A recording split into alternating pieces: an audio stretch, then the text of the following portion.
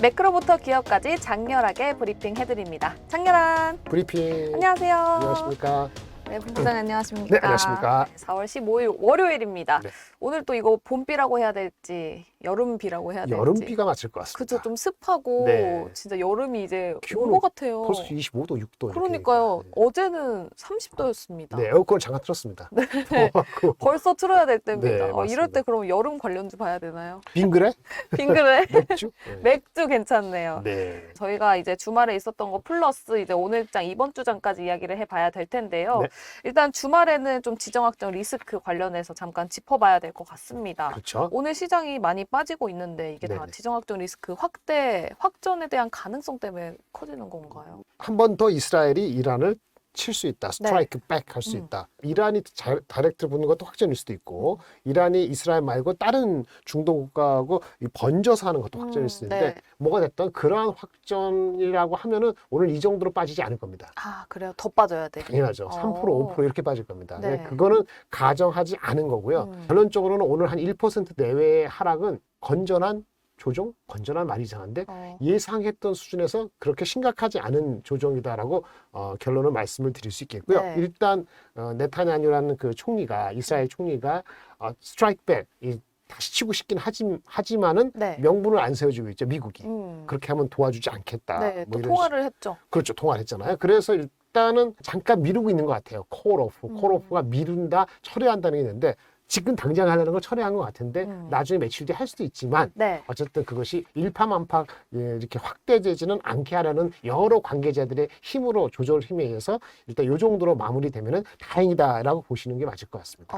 알겠습니다. 그렇다면 중동 이슈는 조금 더 이슈가 나오면 또 얘기를 해보는 네. 걸로 하고요.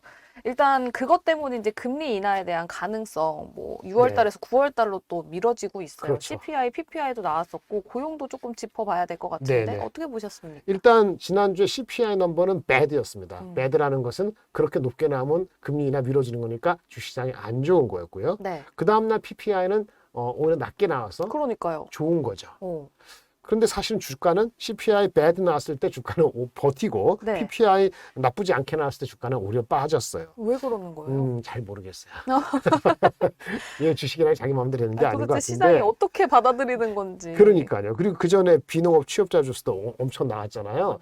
그 시장은요. 제가 봤을 때는요. 네. 웬만하면 상승하고 싶어요. 근데 어찌하지 못하게 너무나 다른 숫자가 나오면은 그 핑계를 자꾸 만들려고 하는데 일단 그거 완충작용이라 봐서 장은 굉장히 두려워할 필요는 없어요. 그런데 넌 스트레이트로 모든 사람이 참여해서 모든 사람이 매번 먹게끔 하는 건 할 수가 없어요. 왜? 그쵸. 기본적으로 돈을 많이 풀었고 인플레가 빨리 안 잡히는 거 맞고 원래 예측했잖아요. 인플레가 빨리 안 잡힌다고. 네네. 근데 그 기대 심리하고 낮추는 게 조정되는 게 아직도 이뤄지고 있다라고 생각해서 어쨌든 이번 달 말에 4월 26일 날 나오는 PCE. 네. PCE가 그 연준에서 실질적으로 레퍼런스 참조하는 숫자거든요. 그러니까 CPI하고 PPI 숫자를 어떻게 이렇게 잘 조합해서 나오면 PCE가 나오는 건데 네. 그 숫자가 그다지 부정적으로 안 나올 것 같다는 게 지금 컨센서스입니다. 3월 PC 넘버는 전월 대비했을 때 0.25에서 28 정도로 상승했을 것으로 보여지고 있는데 네. 이 2월달 수치 0.26과 크게 다르지 않기 때문에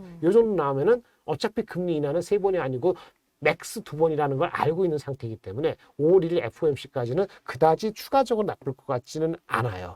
2번만 되면 돼요. 근데 네. 문제는 2번 금리 인하가 아닐 수도 있다는 생각이 들거나 2번을 금리 인하를 하더라도 네. 6, 7월이 아니고 11월, 12월 이렇게 되면은 의미가 없어지잖아요. 그래서 그거에 대한 그 걱정이나 아니면 신경 쓰이는 거는 안고 갈 수밖에 없는 상황으로 보입니다. 지금 또 올해 금리 인하 한 번밖에 안 할 거다라는 네네. 얘기까지도 나오고 있는 상황인데 어쨌든 지금 시장에서는 2번 할 걸로 예상을 하고 주가에 반영된 상태인 거죠? 그렇죠. 근데 2번인데 6월이냐 7월이냐에 대해서는 지금 반반인 것 같아요. 9월은요? 9월이 되면은 한 번 조정이 있을 것 같아요. 아, 시장적으로는 뭐 적게는 한 3%, 많게는 한 5% 정도 조정의 가능성은 한켠에 리스크로 안고 이걸 어떻게 관리하죠? 현금하고 현금 가지고 조절하는 수밖에 없어요. 9월에 하고 12월에 했으면 좋겠어요. 네. 이게 그나마 최악이 아닌 거니까요. 아직은 정확히 모르겠습니다. 알겠습니다. 그럼 또 지난주 금요일에 우리 금통위도 있었습니다. 네네. 10번째 동결을 했죠? 네네네.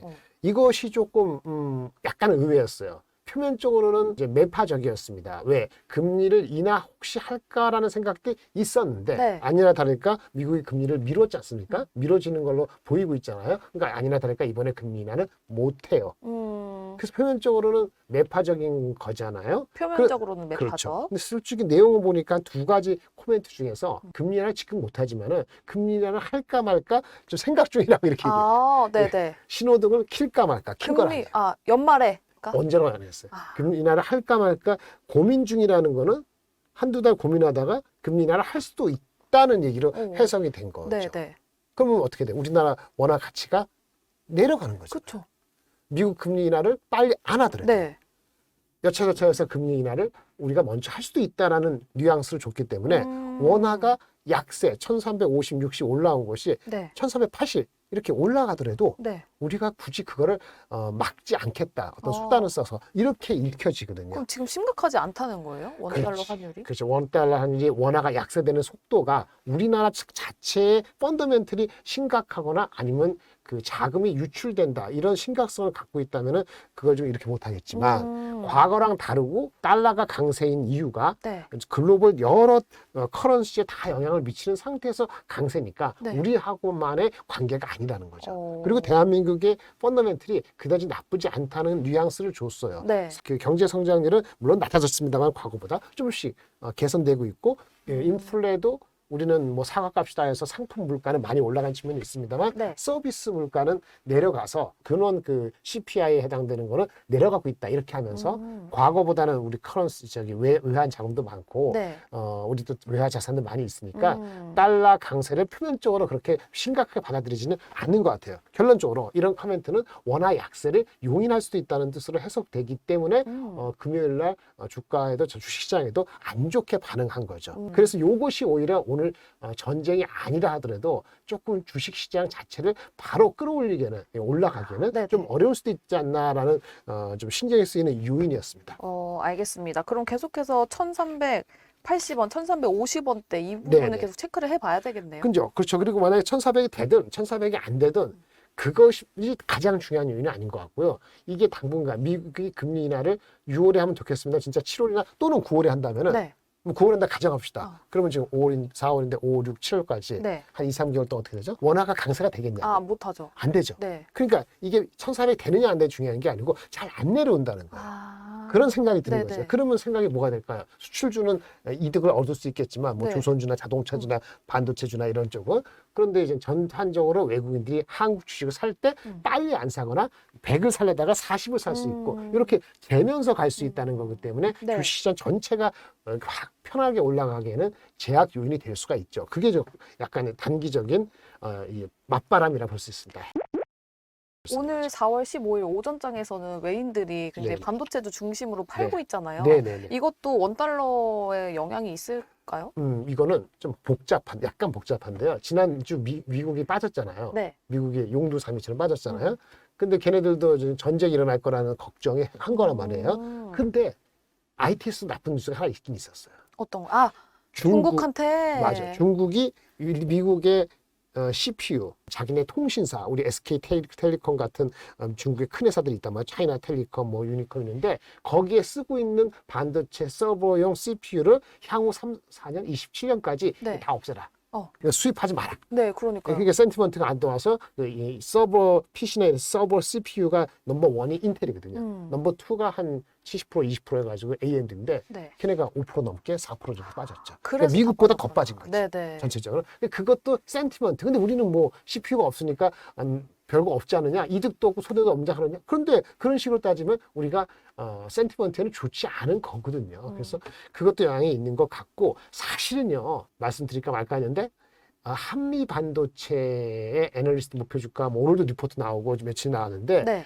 지난번에 한미 반도체 목표 주가 높인 그 애널리스트가 무슨 코멘트 적었냐면은 그 네. 이유 중에 마이크론한테 포텐셜이 있다 이렇게 얘기했단 그쵸, 말이에요. 그쵸. 마이크론이 HBM에서의 마켓 쉐어가 이제 막 시작하려는 건데 네네. 한 10% 정도 캐파 기준은 그 정도밖에 안 되는 맞는데 잠재적으로 25% 이렇게까지 될 수 있다고 코멘트를 했어요. 마이크론이요? 네. 네. 그럼 23%는 누가 마켓 쉐어 뺏기죠? 삼성전자. 네, 삼성전자. 그러니까 하이닉스가 뺏기거나 아니면 삼성전자가 막 들어오려는데 네. 마이크론보다 먼저 들어가지 않았잖아요. 네. 아직.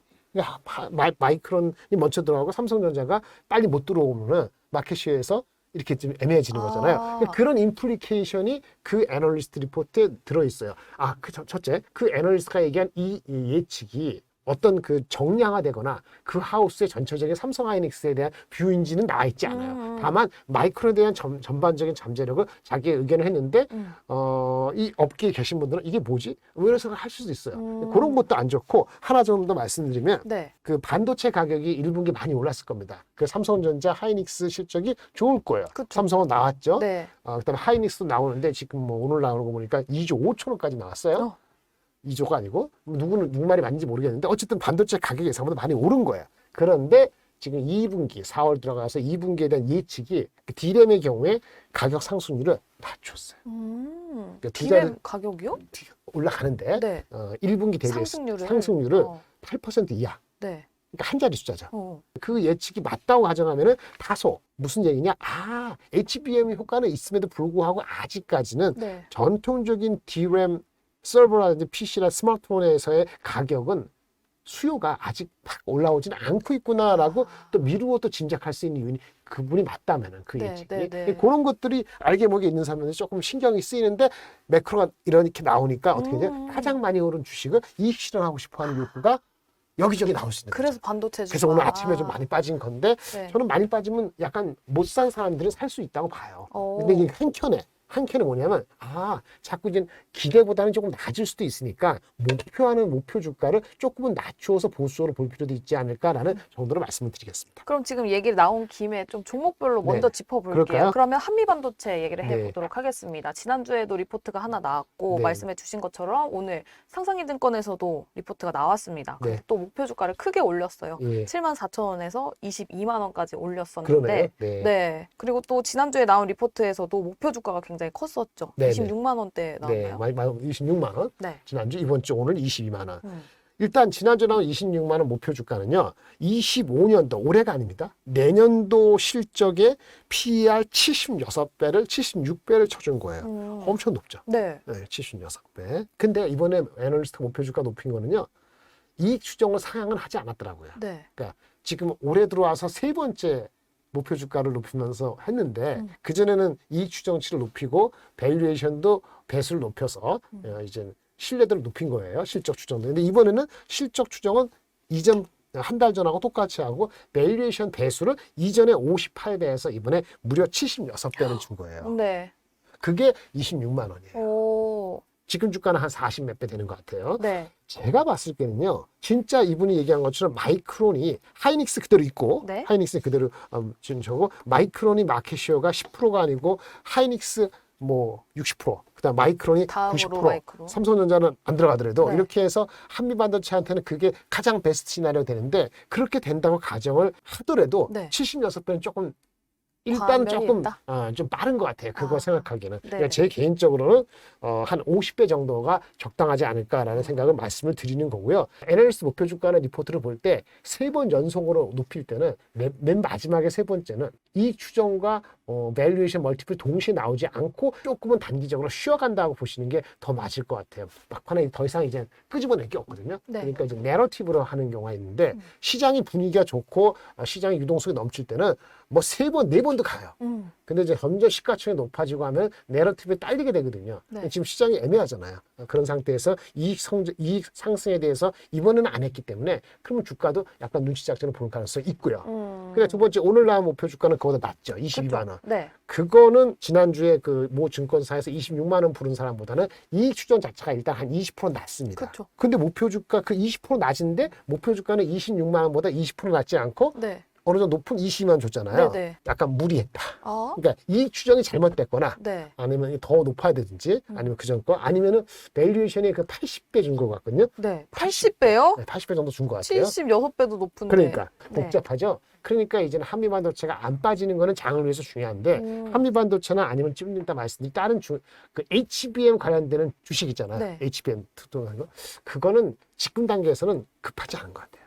급하지 않다는 게 무슨 말이에요? 너무 공격적으로 보시지 않는 게 좋을 것 같아요. 아, 지금 제 이 개인적인 시점에서? 말씀. 갖고 계신 분들이 빨리 팔 필요가 있다 그 말씀을 드리는 거 아니에요. 네. 갖고 계신 분은 그 목표 주가를 좀 디스카운트해서 보라는 말씀을 드리는 거고요. 음. 오히려 많이 회자됐고 많은 사람이 알고 이제 마이크로도 들어가고 하다못해 이오테크닉스도 목표 주가 많이 올랐어요. 네네. 이오테크닉스 말씀드리면 27만 원인데 네. 이것도 HBM 뭐 16단 할 때 잠재력이 있다 그래서 했는데 그 목표 주가가 내년 기준으로 PER 32배예요. 아까 뭐 70배보다는 낫죠. 한미반도체보다는 그렇죠. 훨씬 낫네요. 그런데 사실은 한미반도체보다는 확정적이지 않은 것들이 있어요. 아. 내러티브적인 거. 내용은 나중에 보세요. 레이저 커팅 장비인 다이싱, 그루빙 뭐 있고 그 다음에 어닐링에서 고성능으로 동행할 것이고 글라스 기판용으로도 드릴 할 때 드릴러가 있다 그러는데 다 네. 좋은데 이게 넘버와이즈 되는 게 한미반도체 지금 팍팍 보고 있잖아요. 그러니까 그거보다 속도가 덜하고 좀 더 더디다를 모아줘 좀 시간이 필요하거든요. 네네. 방향성 잡혔어요. 네. 좋은 회사인데 그럼 성장하는 그 속도감에 있어서 그렇죠. 차이가 있기 때문에 네네. 한미반도체보다는 PER이 조금 낮죠. 낮다라고 볼 수 그 있겠네요. 32배 중기 전 32배 중에 27만 원이거든요. 근데 주가 55만 원 같잖아요. 네. 어떻게 사시겠어요? 사고 싶은데요. 아니 아니 무슨 말이었어요? 사고 목표 주가 싶은데요? 27만 원인데 지금 주가 25만 원이었다. 네. 오늘 빠지기 전에. 네. 업사이드에 별로 없잖아요. 그쵸. 그쵸. 2만 원밖에 없으니까. 원래도 한 0.8 그럼 곱하고 어떻게 사야 나오냐면 되는데. 목표 주가가 적당히 나오려면 PER이 이익이 추정이 비슷하면은 네. 한 40배 줘야 돼요. 아니면 이익 추정이 높아지든지 음. 이익 추정이 쉽지 않기 때문에 바로 높아지기 어렵고 밸런스 높아져야 되는데 밸런스 40배 가려면 어떻게 되지? 한미반도체처럼 기준이 되는 형님이 네. 높게 형성이 돼줘야지 얘도 따라가기 좋아요. 아, 얘도 많이 위에부터 올라가줘야. 최근에 많이 올랐잖아요. 네네, 20몇 그렇죠. 프로. 엄청 올랐죠. 둘 다 HBM 관련되는 약간 저기 한미반도체만큼은 아니지만 그래서 이 주식을 지금 막 투레하고 이렇게 해서 바로 뭘 먹겠다 이렇게 달려드는 건 제 개인적으로는 좀 숨고르기가 필요하다. 그래서 관심 종목으로 제 눈에 보인 거는 이거 추천 아닙니다. 절대. 네. FST, 네. 하나 머티리얼즈, 하나머트리얼즈. 솔브레인 같은 게 있고요. 네. 이게 공교롭게 지난 4월 10일자 기준으로 음. 리포트가 각각 나온 게 있어요. 그러게요. 예. 솔브레는 많이 알려졌기 때문에 상대적으로 좀 새롭다라고 느낌을 받는 거는 FST하고 하나 머티리얼즈가 되고요. 오늘 제가 여기 공식적으로 안 가져왔습니다만은 이게 온 디바이스 AI 이런 쪽으로 이런 쪽으로 되면은 리노 공업하고 ISC라는 네. 테스트 소켓 이런 회사가 있거든요. 네. 리노 공업은 많이 알려져서 상대적으로는 새로운 거는 ISC가 약간 1분기 실적이 어떻게 나올지 좀 확실치 않은 불확실성이 있음에도 불구하고 ISC를 한번 이렇게 꼬나보는 게 어떤가라는 측면에서 온디바이스 AI, 테스트 소켓 이런 업체로 말씀을 드리고 FST는 우리 EUV 노광 장비에서 필요한 펠리클이라는 게 있어요. 펠리클. 비싼 게 있어요. 마스크를 보호하기 위해서 컨테미네이션 되지 않기 위해서 하는 게 이게 진짜 옆으로 이렇게 깔아주는 게 있는데 그게 펠리클이라는 그 유리막이 아니고 보호막 같은 게 있어요. 네네. 칠러 장비를 주로 하는데 네. 칠러 장비는 온도를 일정하게 유지시켜주는 칠러 장비가 있어요. 유니셈이나 이런 건데 그게 매출의 반이고 근데 작년에 실적이 안 좋아서 적지 않은데 그 칠러 장비 플러스 EUV 펠리클을 새롭게 하반기부터 시작을 하려고 해요. 네, 양산? 네, 그렇죠. 초대 양산. 네. 내년부터 되는데 네네. 그러면 지금이 아니고 내년 이후에 기존의 칠러 마진 뭐 한 7, 8% 되고 이거 제대로 되면 EUV 펠리클 한 20, 30% 마진 되거든요. 네. 그러면은 지금 작년에 뭐 천 몇백억 매출의 적자가 그 매출이 거의 2배 정도가 되고 상당한 흑자가 될 수도 있다. 이런 시나리오가 리포트에 적혀져 있어요. 근데 이게 단점은 네. 목표 주가가 없고요. 이 증권사가 아니에요. 독립 거예요? 리서치 기관이에요. 근데 중요한 게 최근에 여기 CEO가 창업자 2세인데 네. 주식을 샀어요. 그래요? 네. 그만큼 자신 있다 이건가요? 그런 내용도 들어있어요. 리포트에. 그래서 눈에 띄어서 오늘 가져와 봤어요. 주가는 최근에 올랐어요. 아마 최대 주주가 사서 CEO가 사서 그런지 그래서 모르지만. 올랐나 봐요. 네, 근데 원래 하반기부터는 이 펠리클 EUV 펠리클이 네. 이 회사가 SNS텍하고 경쟁인데 삼성전자가 둘 다 투자했거든요. 삼성전자가 SNS텍도 네. FST도 이 네. 펠리클 국산화 때문에 지분을 샀어요. 예전에. 글로벌로 유명한 데가 일본에 일본의 미찌 케미컬이라고 화학이 있죠. 걔네는 TSMC 공급하고 시장이 커지니까 국산화하려고 FST나 SNS텍에 투자 지분을 갖고 있는데 네. 이제 시기가 돼간다는 얘기를 나오는 게 리포트가 나온 거죠. 네. SNS텍은 원래 그 블랭크 마스크하고 네. 그걸 중심으로 하다가 EUV 노광 장비용 할 때 그 마스크에 보호해주는 펠리클을 지금 개발하고 있어요. 그다음 하나 머티리얼즈는 대표적인 소재라고 하면 부품. SiC라고 있거든요. 실리콘 카바이드라는 SiC 부품이 있어요. 네. 소모성 부품이 있거든요. 이런 회사도 몇 개 있는데 하나 마이크론의 다회사인 하나 머티리얼즈라고 있습니다. 네. 꾸준한 회사고 실적이 꾸준했는데 작년 말에서 올해 초까지, 올해 상반기까지는 실적이 빨리 올라오지 않아요. 올해 상반기까지는 작년 동기 대비 실적이 증가가 없어요. 네. 그래서 주가가 좀 늦게 갔는데 최근에 많이 올라왔어요. 아, 낸드 때문에 올라간 거예요? 그렇죠. 오. 아무래도 낸드를 하게 되면 낸드가 회복이 되면 낸드가 조금 더 식각할 때 네. 소재나 이런 게 많이 빨리 닳기 때문에 빨리 또 보충해야 된단 그렇구나. 말이에요. 그래서 식각용 장비에 같이 들어가는 소재 부품이 필요한데 네. 얘네가 그 중에 하나거든요. 아. 근데 얘네 그 주주 중에 두 번째 주주가 네. 대주주 말고 도쿄 일렉트로닉이 일본의 유명한 장비 회사가 얘네의 이 두 번째 주제. 이대주주. 예, 근데 네. 이 도쿄 일렉트로닉 회사가 식각 장비에서 램 리서치라는 미국 회사하고 나름대로 경쟁을 많이 하는데 최근에 알려진 거긴 하지만 뭐 그 전부터 우리 아주 잘 아시는 분은 알 텐데 도쿄 일렉트론이 이 식각 장비를 엄청나게 낮은 온도에서 운행할 수 있는 거를 개발했고 그것이 향후 올해 하반기 정확히는 내년부터 매출에 늘어날 것인데 그렇게 되면은 얘네 부품이 더 사용될 수 있다는 게 리포트 나와 있어요. 네. 그럼 유튜브도 아마 어떤 교수님이 한양대 교수님이 요거 관련돼 가지고 어느 특정 루트에서 아주 디테일하게 지난주 금요일 날 토요일 날 나온 게 있거든요. 네. 이런 것들이 하나머티리얼즈의 주가가 좀 올라서 업사이드가 많이 보이지 않는데 낮은 거는 72,000원, 높은 거는 한 8만 원 정도 목표 주가가 증권사가 있는 것 같은데요. 뭐 괜찮아 보인다 느낌이 그런 얘기들이 나오고 있고 제가 일정 부분 동감한다 이런 정도이고 추천은 아닙니다만 이런 거 FST 하나머티리얼즈 ISC는 그 아까 그 온 디바이스 되면은 휴대폰이나 결국 PC가 AI 기능을 넣게 되잖아요. 네. 그럼 AI 기능을 넣는다는 거는 테스트를 더 많이 해야 된다는 네. 게 되고 테스트 소켓의 수도 늘어난다는 거예요. 궁극적으로. 네, 네. 근데 단기적으로 1분기 실적 좋다는 얘기는 아니지만 그런 측면에서 리노나 IS도 유망한데 리노가 좀 무겁기도 하고 많이 알려져 있으니까 네. 조금 더 리스크가 있더라도 하이 리스크를 하이 리턴을 본다면 IS도 괜찮다. 이렇게 말씀을 드릴 수 있겠습니다. 근데 모두 방금 말씀해주신 FST, 하나머티리얼즈 뭐 관련된 종목들은 지금 많이 또 올라왔기 때문에 지금 네네. 당장 공격적으로 사라는 게 아니라 지금 나온 리포트들 확인을 해 보시면서 앞으로 주가 변동성을 확인해 보자 이렇게 받아들여 주시면 좋을 것 같습니다. 포트 구성은 현재 어떻게 해야 되는지 지금 너무 막 시장에 빠져 있어도 안 되고 그렇다고 네네. 공격적인 매수도 하면 안 된다라고 말씀을 해주셨는데 네네. 그래도 저점 매수는 유효하다. 현금 비중 코멘트까지 40% 정도고요. 현금 비중 40%, 그다음에 반도체의 변압기 전선인데 저는 변압기는 많이 간 것 같아요. 변압기는 너무 정적하지 마시고 네. 반도체 아까 말씀드린 HBM보다는 약간 다른 쪽으로 좀 생각해보자. 소부장 쪽으로. 그렇죠. 그러니까 우리 HBM 너무 하지 말고 네네. 그런 반도체하고 전선, LS 같은 거 괜찮아요. 예를 네. 들어서 이런 정도로 포함해서 36%. 다크호스라고 해서 원자재 좋죠. 화장품, 실전 나오는 우주식 한 12%. 이렇게 하면 한 48%, 40%될 거예요. 네. 그 기업 밸류업하고 조선 방산 에너지인데 오늘 방산이 좀 버티고 있긴 한데 기업 밸류업이나 조선 방산 에너지는 진짜 빠졌을 때 사는 거예요. 네. 근데 기업 밸류업이 많이 빠졌죠. 그렇죠. 빠졌고 환율이 다시 올라가고 있으니까 네. 자동차 다시 주워 담을까? 이 정도 생각할 수 있을 것 같아요. 환율에 대한 수혜도 얻을 수 예, 있으니까. 그렇죠. 여기 최근에 빠졌기 때문에. 네. 하지만은 기업 밸류업을 뭐 15% 이렇게 시키긴 그렇고 뭐 제가 좀 적게 잡았습니다만은 뭐 한 7%, 10%이 정도 잡으시고 네. 이렇게 구성을 하면은 적당하지 않을까. 알겠습니다. 지금 반도체 그중에서도 HBM은 잠시 조금 밀어두고 소부장 쪽으로 보시고 또 전선, 변압기 중에서는 변압기가 좀 많이 올랐기 때문에 전선 쪽 그중에서도 LS 좀 유심히 지켜봐라 라고 얘기를 들어봤습니다. 화장품 관련주들 지금 보니까 그렇게 크게 빠지지는 않아요. 심지어 LG생활건강은 플러스 2%대 보여주고 있어요. 관계가 없으니까. 아모레 같은 것도 괜찮아요. 네. 아모레퍼시픽도 1분기 실적에 대한 우려나 이런 건 반영이 돼 있고요.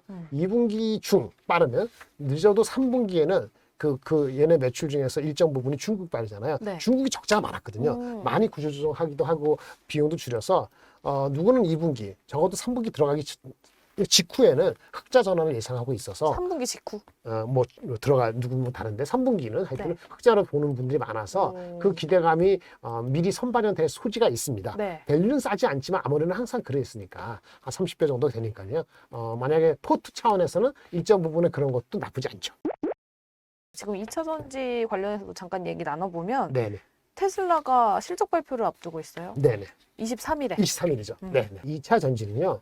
이게 금리가 인하가 늦게 되면은 뭐 직격탄이라는 표현은 좀 거시기합니다만은 꿈을 먹고 사는 넘버보다는 네. 그런 주식은 일단 조정이 가요. 조정을 받았는데 또 조정받느냐? 저점 매수에 들어갈 수 있는 타이밍이라 보시는 분들 계시는데 그 타이밍을 자꾸 늦추게 되는 효과거든요. 그래서 테슬라를 봐야 되는데 테슬라가 말이에요. 우리가 실적이 나왔죠. 인도량이 38만 대 나왔죠. 네. 엄청 나쁘게 나왔는데 2분기에도 인도량이 엄청 늘어난다는 보장이 없어요. 그러다 보니까 테슬라가 요즘 뭐 합니까? 휴머노이드. 그치. 휴머노이드 하는데 네. 투자가들이 그런 거에 혹하지 않아요.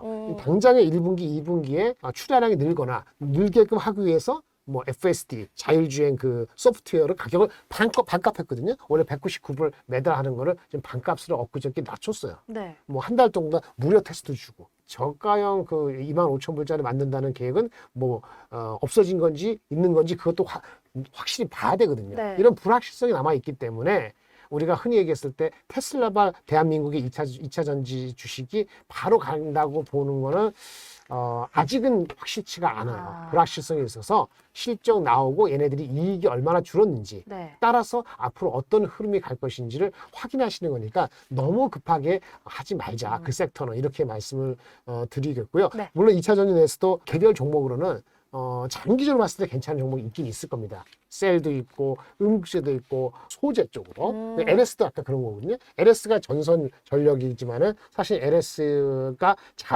자회사를 통해서 고려하고 같이 하는 그런 소재 쪽에 중요한 것도 있으니까 네. 그런 주식으로가 조금 더 바람직하고 양극재 우리가 흔히 아시는 양극재 주식이 많이 빠졌음에도 불구하고 모멘텀을 바로 단기에 받기에는 테슬라만 바라보고 믿기에는 조금 1분기 실적도 확인하시고 네. 접근하시더라도 접근하시는 게 맞지 않을까. 개인적으로는 선호하진 않고 있습니다. 알겠습니다. 어쨌든 테슬라 23일에 실적 발표 되니까요. 이 부분 체크해 보셔도 좋겠고요. 그러면 실적 발표 얘기가 나와서 네. 말인데 HBM도 지금 좀 공격적으로 매수하기보다는 네네. 좀 지켜보자라고 말씀해 주셨잖아요. 네네, 그럼 SK 하이닉스 실적 발표 전까지 좀 지켜보면 좋을까요? 그렇죠. SK 하이닉스의 넘버는 SK 하이닉스지만 SK 하이닉스가 또 실질적으로 레토릭은 어떻게 하는지 레토릭이라면은 카미만도 그렇고 HBM도 그렇고 전망이 나올 거란 말입니다. 네. 그런 거 좀 들어보시는 필요가 있죠. 하이닉스가 25일이에요. 25일이다. 25일 9시에. 네. 25일 날 하이닉스 나올 때까지는 전체적으로 마실 때 그렇죠? 알겠습니다. 현금은 잘 운영을 믹스를 왔다 갔다 하시면은 뭐 20-30% 가져갈 수도 있지만 네네. 애매하면은 30-40%는 유지하자. 아무리 좋아도 이렇게 말씀을 드리겠습니다. 네, 알겠습니다. 4월 25일 SK 하이닉스 실적 발표 다가오면 또 장렬하게 말씀을 해 주실 거니까요. 그때까지 기다려 보도록 하겠습니다. 오늘 4월 15일 장렬한 브리핑 여기서 마무리 지어 보도록 할게요. 다음 주에 또 찾아오도록 하겠습니다. 장렬한 브리핑. 다음 주에 만나요. 네, 바이바이.